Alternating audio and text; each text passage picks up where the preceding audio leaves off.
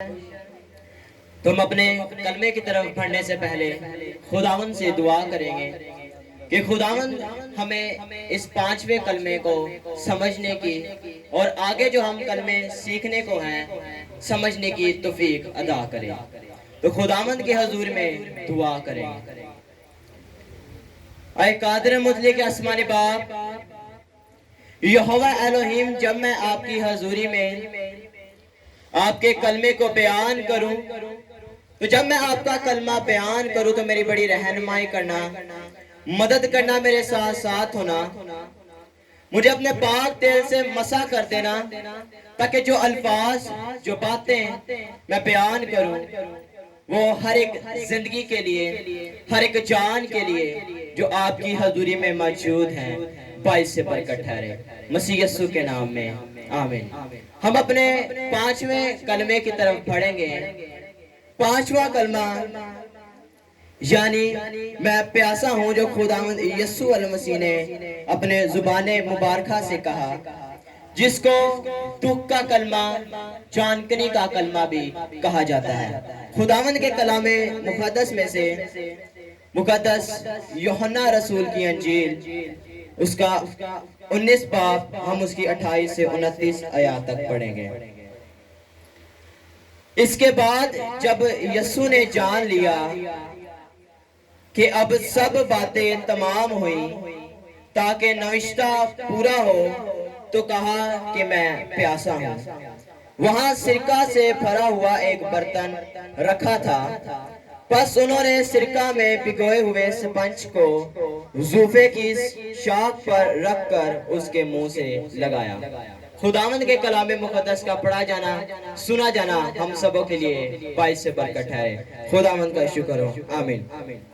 اپنے کلمے کی طرف بڑھنے سے پہلے، اپنے کلمے کی طرف توجہ کرنے سے پہلے، ہم خدا کے کلام کی طرف بڑھنے سے پہلے ہم کلموں کی تاریخ کو، اپنے کلمے کو اور ہر ایک اس کلمے کو جو ہم سن چکے ہیں، ہم اس کی ہسٹری کو دیکھیں گے، تاریخ کو دیکھیں گے، تاکہ ہم تفصیلاً طور پر یہ سمجھ سکیں کہ خداوند کا کلام اور ہر ایک وہ کلمہ جو ہم نے سنا ہے ہمارے لیے کب، کس وقت، کون سے سن میں یہ دن مقرر ہوئے کہ ہم اس مقدس گڈ فرائیڈے کو خدا کے حضور میں کلموں کو بیان کرنے والے بن سکیں۔ تو ہم اپنے کلموں کی طرف بڑھنے سے پہلے، کلمے کی طرف توجہ کرنے سے پہلے دیکھیں گے، اگر ہم اس کی تاریخ کو دیکھتے ہیں تو 400 قبل پہلے نہ تو مقدس جمعے کا کوئی دن کی ترتیب تھی، نہ ان کلمات کو جو ہم نے سنے ہیں اور جو میں بیان کر رہا ہوں ان کی کوئی ترتیب تھی۔ لوگ ادھر ادھر عبادتیں کرتے تھے، لوگ الگ الگ جگہوں پہ جا کر عبادتیں کرتے تھے، اور اس وقت اس مقدس جمعے کے دن کی بے ترتیبی تھی، ان کلمات کی بے ترتیبی تھی، اور اس وقت کوئی ترتیب نہ تھی۔ تو 1687 میں لاطینی امریکہ کے ملک پیرو میں ایک خطرناک زلزلہ آیا جس نے بہت زیادہ تباہی مچائی، اور 1867 میں خداوند کی رہنمائی کے وسیلے سے ایک خدا کے خادم نے اس آج کے دن کو اور ان کلمات کو ترتیب بخشی، اور جب اس کو ترتیب بخشی گئی تو اس کے تقریباً 1 سال بعد یعنی 1868 میں لاطینی امریکہ کے ملک پیرو میں اس عبادت کو جو آج ہم جس ٹائم پر کرتے ہیں، سب سے پہلے 1868 میں 12 بجے سے لے کر دوپہر 3 بجے تک اس عبادت کو گزارا گیا۔ جس ٹائم ٹیبل کو ہم آج بھی فالو کرتے ہیں، جس ٹائم ٹیبل کو آج پوری دنیا فالو کر رہی ہے، یعنی 12 بجے سے لے کر 3 بجے تک پیرو ملک میں ایک کرسٹن ڈم کی منسٹری نے دھیان گیان سے اس عبادت کو گزارا، ان کلمات کو گزارا، اور خداوند کے کلام کو یعنی خداوند کے اس دن کو ترتیب بخشی۔ اور اس کے بعد 1787 میں اس وقت کے بڑے جو پاسبان تھے، اس وقت کے جو بڑے خادمین تھے، یعنی جوزف ہیڈن اور بلی گرام اور مارٹن لوتھر نے، جو اس وقت کے بڑے ہلا تھے، پاسبان تھے، اس کلمات کو زیادہ تفصیل بخشی، اس کلمات کو زیادہ انہوں نے ترجیح دی، ان کو ترتیب بخشی، جن کے سبب سے آج ان کلمات کا، اس مقدس دن کا ہماری زندگی میں ایک ترتیب ہے، ہماری زندگی میں اس کا ایک حصہ ہے، جس کے وجہ سے ہم گڈ فرائیڈے کے دن کو اور ان کلمات کو گزار رہے ہیں۔ اب بات یہ ہے کہ ہم نے کلمات کی ترتیب کو دیکھا کہ اس وقت 400 قبل پہلے نہ تو کوئی ترتیب تھی، لیکن خداوند کے فضل سے لوگوں کے اندر بیداری آئی اور پیرو ملک میں ان کلمات کو ترتیب بخشی گئی، جو دھیان گیان سے خداوند کے کلمات کو بیان کیا گیا، اور اس کے بعد ان کو ترقی خدا کے بڑے پاسبانوں نے بخشی۔ اور اس کے بعد بات یہ ہے کلمہ ہوتا کیا ہے، کلمے کا مطلب کیا ہے۔ اردو گرامر میں کلمے کی جمع ہے کلام۔ کلمے کا مطلب ہے ہر ایک وہ بات جو خداوند یسوع المسیح کے زبان مبارکہ سے نکلی۔ ویسے تو پوری بائبل مقدس خداوند کے کلمات سے بھری پڑی ہے، لیکن ہم ان کلمات پر ہی توجہ کیوں دیتے ہیں، لیکن ہم ان کلمات پر ہی غور کیوں کرتے ہیں، لیکن ہم ان کلمات پر اتنا فوکس کیوں کرتے ہیں۔ اگر ہم ایک مثال ہے، جس طرح کوئی عام انسان مرتا ہے تو ہم اس کے آخری الفاظوں کو بہت زیادہ اہمیت دیتے ہیں، اپنی پوری زندگی میں ان الفاظوں کو، ان باتوں کو جو انسان اپنے مرنے سے پہلے بیان کرتا ہے، اس کو ترجیح دیتے ہیں۔ اسی طرح ہم بھی خداوند یسوع المسیح کے ان الفاظوں کو اس سبب سے اتنی زیادہ اہمیت دیتے ہیں، اور ہم اہمیت تو دیتے ہیں صرف ہم، بلکہ ہم اپنے آنے والی نسلوں کو بھی اس کی تعلیم دیتے ہیں۔ اور اگر ہم دیکھیں تو کلموں کی ترتیب کچھ اس طرح ہے، جس طرح ہم نے پہلے کلمے میں دیکھا کہ جس طرح اینڈی نے بتایا کہ کلموں کو دو طرح ڈیفائن کیا گیا، 3 کلمے جو خداوند یسوع المسیح نے دوسروں کے لیے کہے، اور باقی 4 جو اس نے اپنی ذات کے لیے کہے۔ اس وقت ان کلمات کو یہ ترتیب بخشی گئی۔ اور اس کے بعد کلام مقدس میں آگے بڑھتے ہوئے ہم خداوند کے اس پس منظر کو دیکھیں گے کہ کس طرح خداوند یہوہ پاک خدا نے دکھ سہے، اور کس طرح اس نے پہلا کلمہ اور ہر ایک کلمات کو بیان کیا۔ ہم خداوند کے کلام میں پڑھتے ہوئے اس کے آخری ہفتے کے بارے میں دیکھیں گے۔ ہفتے کا دن بیتنیہ میں رات کا کھانا کھایا اور اپنے شاگردوں کو اپنے صلیب پر اپنے دکھ کے بارے میں بتایا اور ان کو یہ باتیں ظاہر کی۔ اتوار والے دن گدھی کے بچے پر سوار ہو کر کوہ زیتون سے ہوتا ہوا یروشلم میں داخل ہوا، جہاں ان لوگوں نے خداوند یہوہ پاک خدا کا ہوشانہ ہوشانہ کہہ کر استقبال کیا۔ ہفتہ اتوار، سوموار والے دن یعنی منڈے کو یسوع المسیح ساہوکاروں اور تاجروں کو مقدس ہیکل میں سے نکالتے ہیں، ان کو اس ہیکل میں سے نکالتے ہیں۔ مرکز 11 باب میں اس کا ذکر ہمیں ملتا ہے۔ منگل یسوع ہیکل میں تعلیم دیتا ہے، اور اس دن یہودا اسکریوتی سردار کاہنوں سے سودا کرتا ہے کہ وہ یسوع المسیح سے غداری کرے گا۔ بدھ کو بیتنیہ میں خاموشی سے خداوند یسوع المسیح کا دن گزرا۔ اب جمعرات کو یسوع المسیح نے بالا خانہ میں شاگردوں کے ساتھ پاؤں دھونے کی رسم ادا کی۔ اس وقت جمعرات کے دن رات 11 بجے بالا خانہ سے زیتون کے پہاڑ کی طرف وہ گیا۔ رات 12 بجے جان کی حالت میں خدا باپ سے دعا کرتا رہا، خدا باپ کے حضور میں جان کی حالت میں دعا کرتا رہا اور جس وقت اس کے آنسو بڑی بڑی خون کی بوندیں بن کر ٹپک رہا تھا۔ جمعے والے دن رات 2 بجے یہودا اسکریوتی اور سردان کاہن اور سپاہی زندگی کے مالک کو پکڑنے کے لیے گتسمنی باغ میں آتے ہیں۔ رات 2 بجے کے بعد سردار کاہن حنا اور قیافہ کے سامنے پیشی ہوئی، جنہوں نے یہ فتویٰ دیا کہ واجب القتل ہے۔ صبح 5:30 بجے پلاطوس کے سامنے پیشی ہوئی اور اس کے بعد صبح 7 بجے پلاطوس کے سامنے دوبارہ پیشی ہوئی۔ جمعے کی صبح 8 بجے پلاطوس کے ہاتھ دھوتے ہوئے اس کو بے گناہ ہونے کا اعلان کیا گیا۔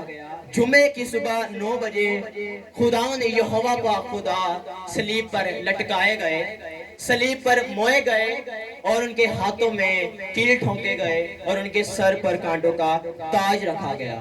اور صبح 9 بجے خداوند یہوہ پاک خدا نے پہلا کلمہ بولا اور اس کے بعد ہر ایک کلمے کو بیان کرتے رہے، بولتے رہے اور دوسروں کے لیے بولتے رہے۔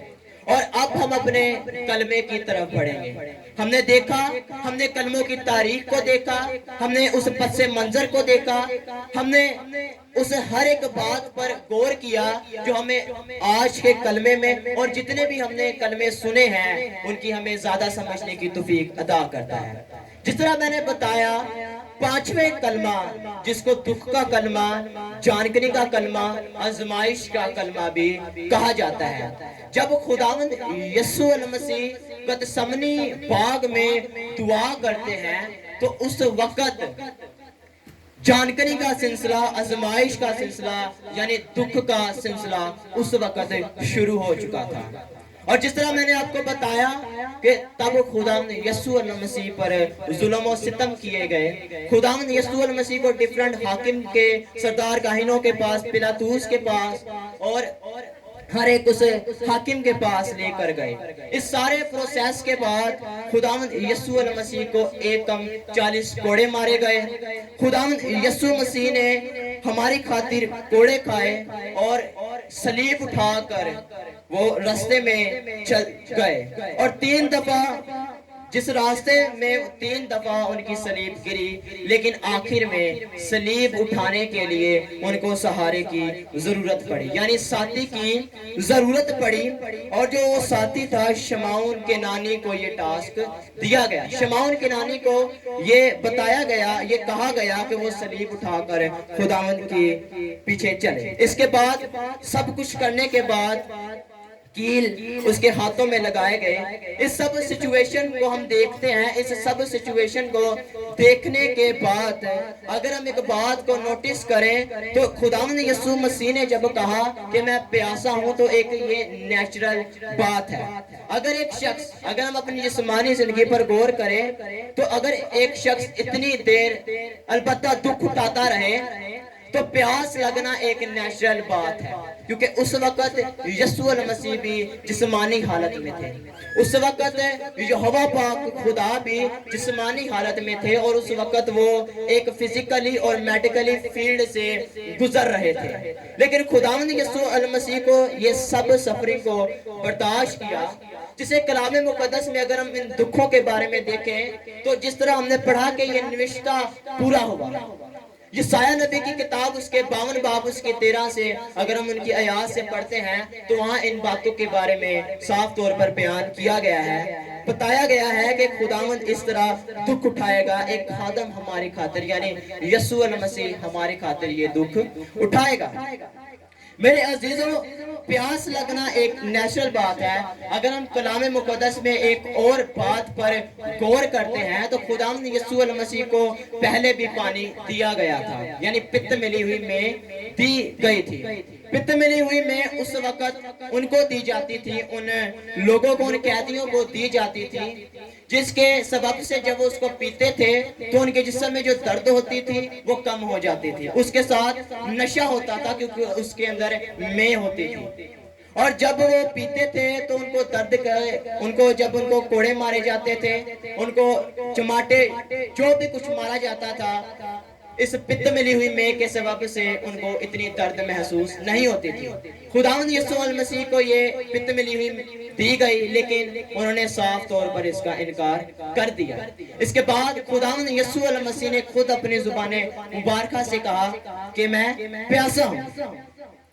प्यास पर अगर हम गौर करें तो ये रूहानी और जिस्मानी तौर की प्यास है।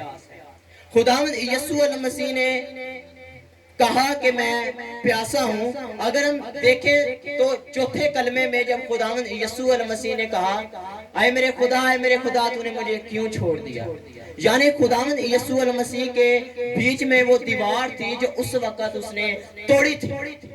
और जब वो आवाज जो खुदावंद यीशु अल मसीह ने कहा, ये जिस्मानी सूरत में उन्होंने ये बोला था। और इस 5वें कलमे में भी वो जिस्मानी सूरत में इस बात को बोल रहे हैं, इस जिस्मानी सूरत में इस बात को कह रहे हैं कि मैं प्यासा हूँ। इस बात को कह रहे हैं कि मैं प्यासा हूँ। और अगर हम देखें तो जिस्मानी तौर पर अगर हम देखें तो आदमी अव्वल पर अगर हम गौर करते हैं तो आदमी अव्वल से ये गुनाह शुरू हुआ। और ये आवाज अगर हम एक बात को और नोटिस करें, आदमी अव्वल की ये आवाज है।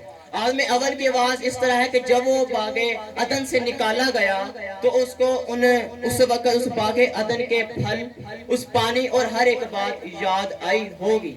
और इस सलीब पर लटके हुए मसीह ने ये फरमाया कि मैं प्यासा हूं। और जब ये बयान किया गया तो ये हमें इस बात की तरजीह देता है कि खुदावंद यहोवा पाक खुदा ने हमारे लिए बहुत से दुख सहे, हमारे लिए बहुत से जुल्म और सितम हमारे लिए सहा, ताकि हम निजात में दाखिल होने वाले बन सकें। तो अगर आज हम अपनी जिंदगी पर गौर करते हैं तो हमें चाहिए कि हम उस आसमानी बाप के पास जाएं जिसने हमारी खातिर कफारा दिया, जिसने हमारी खातिर लहू बहाया, जिसने हमारी खातिर इतने दुख और दर्द सहे ताकि हम उसके करीब आने वाले बन सके। तो आज के कलाम और आज के इस कलमे के सबब से खुदावंद मुझे और आपको बरकत बख्शे। आमीन।